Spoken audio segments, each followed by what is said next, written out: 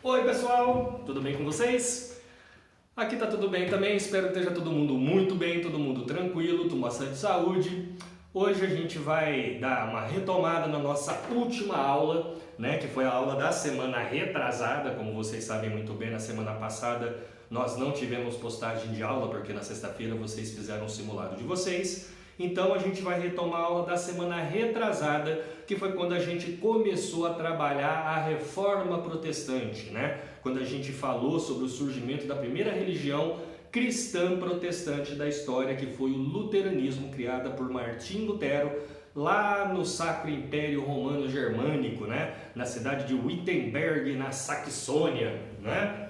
E hoje a gente vai dar continuidade com as outras religiões protestantes que surgiram. Como vocês sabem, né, eu já falei para vocês lá na nossa outra aula, né, quando a gente falou do luteranismo, que o protestantismo aqui no Brasil nós chamamos de religiões evangélicas, né? Então todas as religiões, vamos dizer assim, cristãs que não são católicas são consideradas religiões protestantes, tá? Então, todas essas religiões que nós temos hoje, elas vieram dessas primeiras que nasceram aqui nesse momento que a gente está estudando, que vai ser, né, o que serão o luteranismo, o calvinismo e o anglicanismo, tá? Então, portanto, hoje a gente vai trabalhar duas religiões, o calvinismo, o anglicanismo, e posteriormente a gente vai ver qual foi a reação da Igreja Católica Apostólica Romana com o surgimento de todas essas religiões, que, como a gente viu, vai enfraquecer politicamente, economicamente e até religiosamente, graças à perda de diversos fiéis, né, em vários países que deixam de ser católicos, né, gerando assim então um enfraquecimento da Igreja Católica Apostólica Romana, tá? Aqui no início da Idade Moderna, aqui no século XVI. E aí a gente viu lá, como eu falei agora há pouco, o tal do Lutero, né, que graças, né, a sua crítica em cima da venda de indulgências, né, ele vai acabar rompendo com a Igreja Católica e criando a primeira religião protestante, né, que foi o luteranismo. Pós-Lutero, a gente vai ter, né, na Suíça, um francês chamado João Calvino, que teve que fugir da França graças às suas ideias, né, começa a ser perseguido pelos católicos lá na França. Ele é convidado para ir para a Suíça e implantar uma doutrina religiosa que vai ficar conhecida como o calvinismo, tá? Antes de qualquer coisa, gente, a gente precisa diferenciar o que é uma religião e uma doutrina religiosa.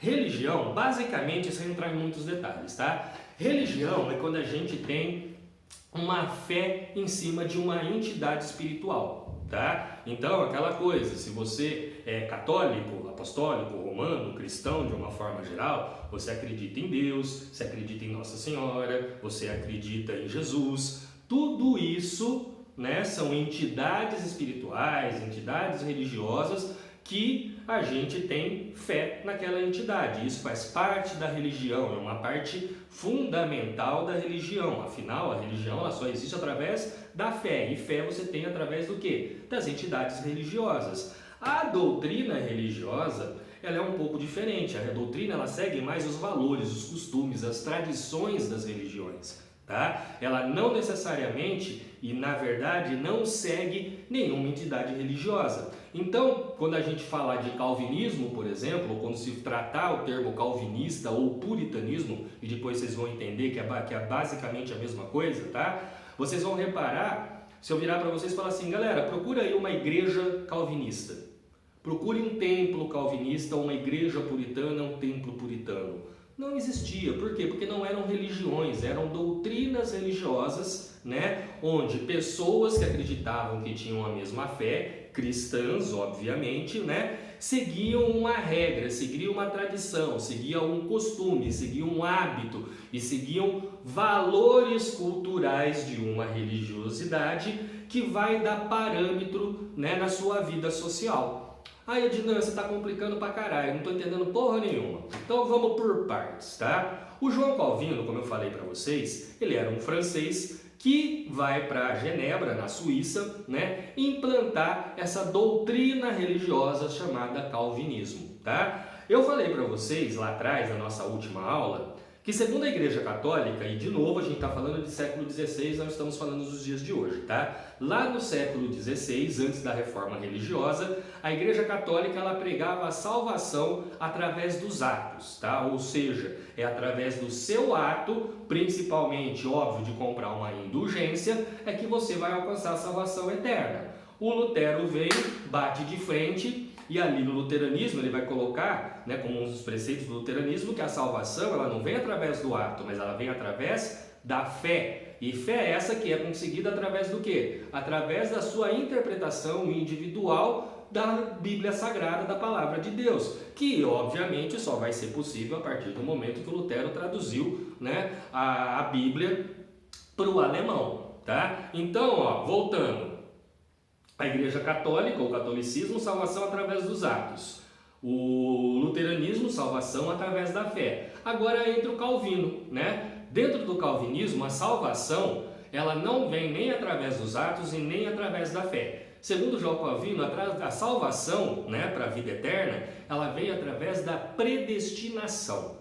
Tá? E o que seria a predestinação? Quer dizer que eu nasci predestinado a ir para o céu ou não? Ou seja, já no meu nascimento está determinado se eu vou para o paraíso ou não vou? Não, não é isso que ele quer dizer, tá? O que na verdade o Calvino dizia é que todo homem, a todos os instantes, em todos os dias, a todo momento, ele tem que se predestinar a alcançar o paraíso, tá? E essa predestinação, ela vem através do quê? Ela vem através do trabalho, do lucro, da poupança e, se possível, do reinvestimento dentro do setor produtivo, tá? Então, volta de novo. Salvação para a Igreja Católica no século XVI vem através dos atos, tá? Da compra da salvação, de você comprar uma indulgência.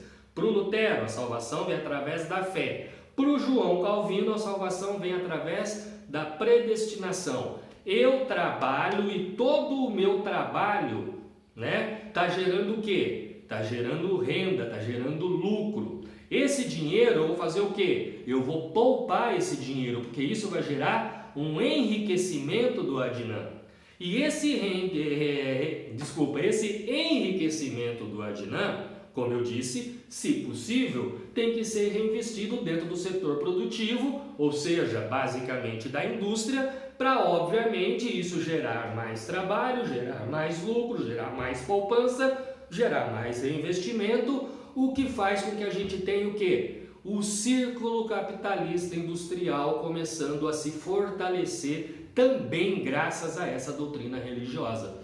Tanto que é uma doutrina religiosa que vai ser adotada principalmente por qual classe social? Pela burguesia. A mesma burguesia que a gente vai ver no ano que vem, né, que vai se ascender para o poder no século XVIII e que diversos países vai usar, né, o calvinismo ou o puritanismo como a sua religião oficial. E todos os países que fizeram isso são países que tiveram um desenvolvimento industrial muito mais rápido do que outros, por exemplo, países católicos, tá? E aí eu vou pegar um exemplo para vocês, alguns exemplos para vocês de países, né, que foram potências industriais, e queria falar um pouquinho pela primeira vez com vocês de sociologia, citar um dos autores clássicos da sociologia, que é o Max Weber, tá? Na sociologia a gente brinca que existem 3 autores clássicos, né, que a gente vai trabalhar muito eles, muito provavelmente no segundo colegial, né, no ano que vem,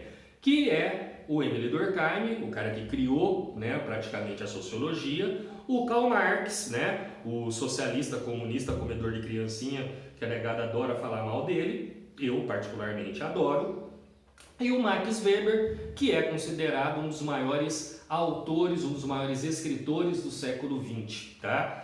O Max Weber ele vai escrever uma obra chamada A Ética Protestante e o Espírito do Capitalismo, onde ele vai fazer o quê? Ele vai analisar sociedades que adotaram o calvinismo como sua religião oficial, comparando com países que eram católicos, né? E como que essa diferença de visão, né? Onde no catolicismo, por exemplo, né, se condenava se condenava a poupança não, desculpa, se condenava os juros, se condenava a usura, para quem não sabe, é a cobrança de juros em cima de produtos. Então, eu faço um empréstimo do banco, por exemplo, o banco vai cobrar uns juros do Adnan daquele empréstimo que foi feito, isso é chamada de usura, tá? A usura, ela era condenada pela Igreja Católica, tá? E os juros faz parte do sistema capitalista, né? Para coisa do lucro, do reinvestimento, do empréstimo, porque se eu vou lá, coloco meu dinheiro no banco, eu vou colocar meu dinheiro no banco para quê? Para isso gerar um lucro para o Adnan,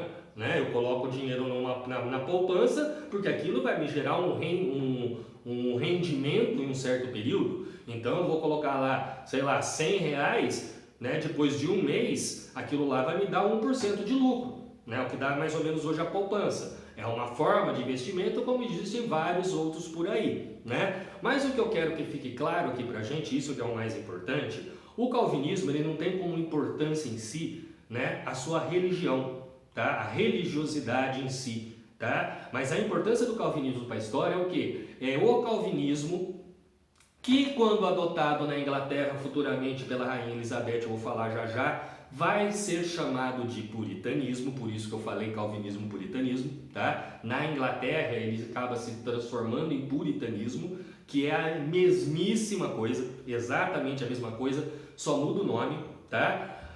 A Inglaterra, ela vai ser o primeiro país puritano do mundo, né? Qual foi a primeira potência industrial do mundo? A Inglaterra, o primeiro país a fazer a Revolução Industrial, né?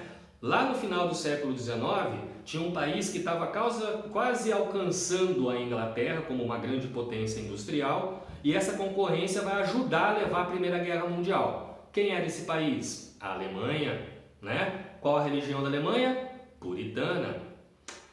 Qual a maior potência do mundo hoje que depois da Primeira Guerra Mundial vai ultrapassar a Alemanha e vai ultrapassar a Inglaterra? Os Estados Unidos da América. E aí pergunto-vos, né, queridos alunos, qual a religião oficial dos ingleses quando eles migraram, né, para os Estados Unidos para fazer a colonização norte-americana? Ingleses que até agora há pouco eu falei que eram puritanos, migraram para os Estados Unidos, puritano. Olha só que coisa muito louca, é aí que o Weber vai fazer a análise. Então a gente tem, né, na Ética Protestante e o Espírito do Capitalismo, a gente tem Inglaterra, Alemanha e Estados Unidos, as três potências econômicas e industriais da história até o mundo de hoje eram puritanas ou foram puritanas, tá? O puritanismo, a coisa de você ter dentro da cabeça do indivíduo, do cidadão, que ele só vai alcançar o paraíso, ele só vai para o céu, ele só alcança a salvação se ele trabalhar, se ele poupar, se ele lucrar e se ele reinvestir no setor produtivo. Isso vai gerar o quê? Um impulso no modo de produção capitalista, fazendo com que a gente tenha o processo de industrialização, de formação de mão de obra capacitada, cada vez se desenvolvendo mais, tá? Hoje, muitas vezes a gente fala, né, por exemplo, esquece a religião, como eu falei, não é uma religião, é uma doutrina que, por sinal, é adotada até os dias de hoje. Eu não sou calvinista, eu não sou puritano, garanto que a grande maioria, ou nenhum de vocês, muito provavelmente deve ser calvinista ou puritano, tá? Mas eu garanto que todos vocês já ouviram o pai falando que a gente tem que estudar para quê? Para ser alguém na vida. O que é ser alguém na vida? Ser alguém na vida é você conseguir fazer uma boa faculdade, você conseguir ter um bom trabalho, para você conseguir ter uma boa vida. Olha que coisa muito louca. Ninguém fala de paraíso mais, fala? Não preciso falar do paraíso. É colocado na nossa cabeça que a gente vai ser feliz a partir do momento que a gente faça o quê? Que a gente trabalhe, que a gente se esforce, que a gente produza. Quanto mais produtivo a gente for dentro da sociedade, mais feliz a gente vai ser, porque melhor a gente vai ser remunerado. E que fique claro, gente, eu não estou fazendo uma crítica. Eu vivi isso, se eu tivesse filho, provavelmente eu ia reproduzir a mesmíssima coisa, que eu também ia querer que ele estudasse, como eu quero que vocês, meus alunos, estudam e também sejam alguém na vida. Olha que coisa muito doida, tá? É um discurso puritano. É um discurso que se formou com base puritana e que é utilizado até os dias de hoje. Então guardem aí, né? O calvinismo ou o puritanismo vão ser fundamentais graças à ideia do trabalho, lucro, poupança e reinvestimento no setor produtivo para um impulso, né, no modo de produção capitalista industrial, fazendo com que ele realmente se estabeleça, que a gente tenha a burguesia também se estabelecendo como classe econômica dominante e que posteriormente vai dar sustentação para essa mesma classe, né, tomar o poder político no século XVIII, coisa que a gente vai estudar lá no nosso próximo ano, beleza?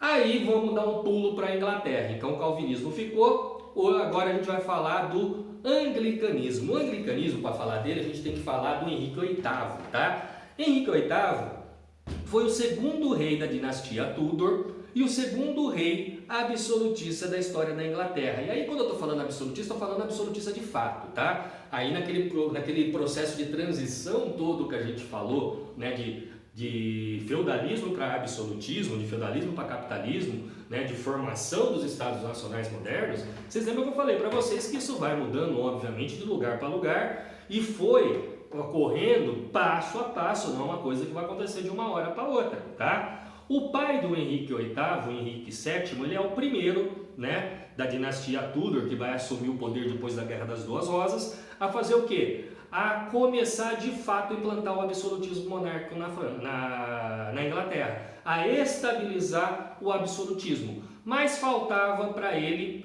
principalmente grana e exército, e uma coisa óbvia está interligada à outra. E isso vai acabar acontecendo com o seu filho, o Henrique VIII. Mas peraí, Ednan, você está falando de religião, você está falando de formação de sistema absolutista. Então, primeira coisa que eu vou falar para vocês, já para guardar. O anglicanismo é uma religião que vai surgir na Inglaterra, religião protestante, que protesta contra o cristianismo, mas que é exatamente igual ao cristianismo, ao catolicismo, melhor dizendo, desculpa, tá?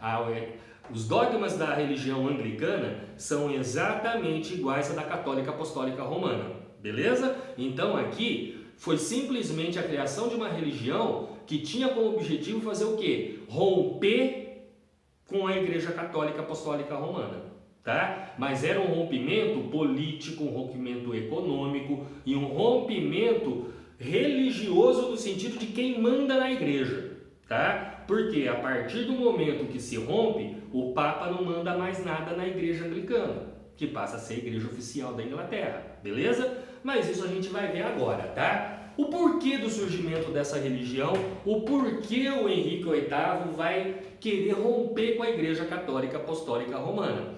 E para a gente falar, porque uma coisa é atrelada à outra, isso que fique muito bem claro para vocês. Eu não estou, né, como vocês sabem muito bem que eu sou um viajão, eu não estou viajandão por aí, pegando, né, uma coisa por aqui, outra coisa por ali, falando um monte de coisa nada a ver. As coisas vão se encaixar, tá? Então, ó, vamos lá. O Henrique VIII, ele era casado com a Catarina de Aragão, né? Catarina de Aragão, prima do Felipe II, rei da Espanha, que era até então a maior potência do mundo, graças principalmente às grandes navegações que a gente vai estudar a nossa próxima matéria, tá?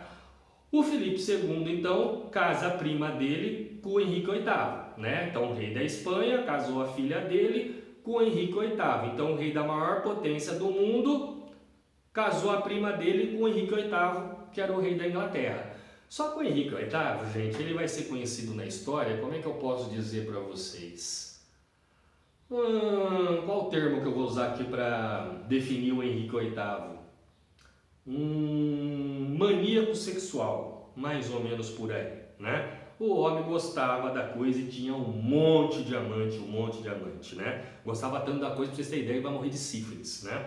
Mas o Henrique, ele gostava tanto da coisa que ele tinha um monte de amante, tá? E ele vai acabar se apaixonando por uma dessas amantes, a Ana Bolena, né? E ele se apaixona ao ponto de querer se separar da Catarina de Aragão para casar com a Ana Bolena, né? Só que ele era casado, e aí vocês sabem muito bem, porque até hoje, quando se casa na Igreja Católica Apostólica Romana, o padre fala lá no final o quê? Até que a morte o separe. Ou seja, quando você casa, você não pode se separar.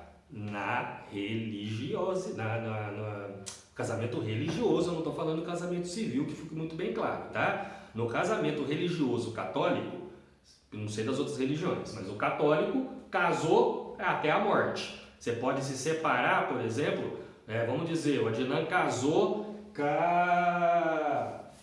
com com esse livrinho aqui, ó. Casei com Lutero, olha só, gente, que massa. Vocês viram que eu puxei, né? Casei com Martinho Lutero, olha que beleza. O Cativeiro da Babilônia da Igreja. O Adnan casou com esse livro aqui, né? Eu casei na igreja e casei no civil. Eu posso separar no civil, mas perante Deus eu continuo casado. Eu nunca mais eu vou poder casar na igreja, a não ser que a minha ex-esposa, que o meu livro, melhor dizendo, morra.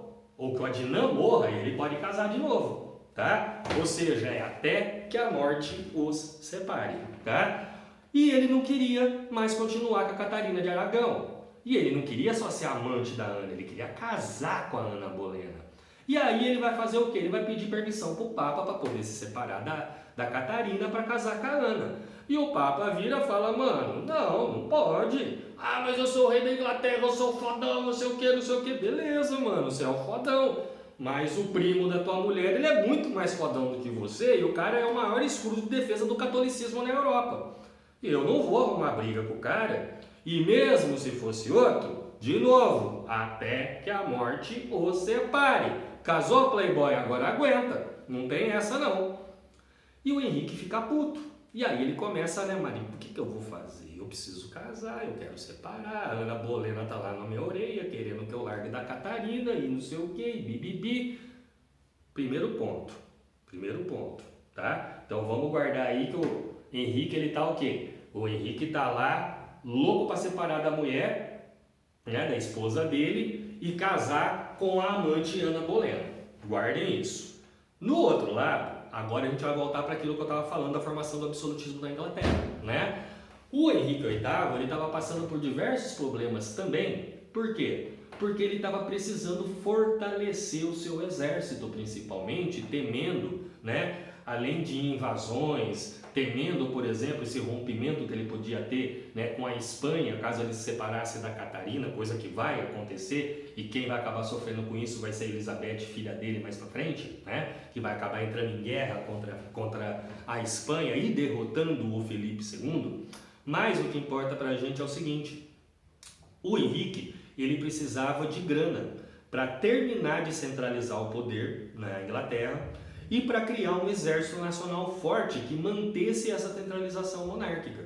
Para isso ele precisa do quê? De grana. E é aí que vem a grande sacada dele, tá? O Henrique, em 1534, ele vai criar o que vai ficar conhecido como o Ato de Supremacia, tá? O Ato de Supremacia tem um monte de coisa dentro do Ato de Supremacia. A gente vai focar no que é importante para a gente hoje, tá? O Ato de Supremacia, ele vai determinar o quê? Ele vai determinar que a partir daquele momento, 1534, não existe mais o catolicismo na Inglaterra. E a religião oficial, a partir daquele dia, passa a ser o anglicanismo.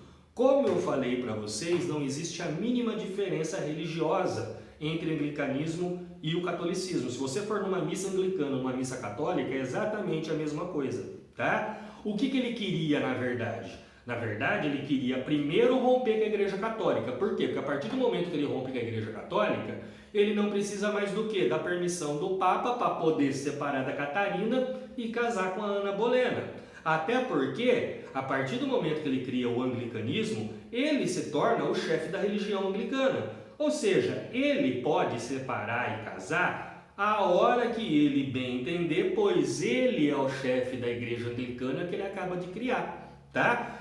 Só que ele não criou só a igreja anglicana aqui, né, no ato de supremacia. Dentro do ato de supremacia, ele também acaba com a igreja católica. Como que ele acaba com a igreja católica? Ele transforma todas as igrejas católicas da Inglaterra em igrejas anglicanas. E todos os bens da igreja católica na Inglaterra passam a ser da igreja anglicana. E se ele é o chefe da igreja anglicana, agora ele tem o dinheiro para terminar o processo de centralização monárquico na Inglaterra, tá? Então, galera, de novo, o Henrique VIII queria se separar da Catarina, casar com sua amante Ana Bolena. Ao mesmo tempo, ele precisava fechar o processo de centralização monárquica na Inglaterra e para isso ele precisava de dinheiro para comprar, né? Para comprar, e aí comprar desde político, cavalo, exército, tudo, armamentos e assim por diante, tá? Para ter um processo de centralização forte na Inglaterra. O que ele faz? rompe com a Igreja Católica, cria uma nova religião que substitui a Igreja Católica e toma todos os bens da Igreja Católica. E ele se torna o chefe dessa nova igreja que surge na Inglaterra. Então, ele pode matar 2 coelhos com uma cajadada só. Ele matou 2 coelhos com uma cajadada só. Por quê? Porque com o ato de supremacia em 1534, ao mesmo tempo, ele criou, né, um mecanismo onde ele podia se separar da Catarina e ficar com a Ana, e ao mesmo tempo ele ainda conseguiu fazer o quê? Conseguiu enriquecer, conseguiu, né, a riqueza que ele precisava, os tesouros que ele precisava, tomando os bens da Igreja Católica, para terminar o seu processo de centralização na Inglaterra. Beleza? Então, ó, aqui a gente fechou as 3 primeiras religiões protestantes que surgiram na Europa, tá? Então a gente acabou de ver, né, o calvinismo, vimos o anglicanismo e na semana passada a gente trabalhou o luteranismo. Beleza, gente? Acho que a aula ficou um pouco mais longa do que eu esperava. Para a semana que vem eu fecho com vocês uma revisãozinha, a gente fala da Contra-Reforma Católica para fechar isso aqui e a gente fecha o nosso ano. Valeu, galera! Grande beijo para vocês, uma ótima semana a todos. Beijo grande. Fui!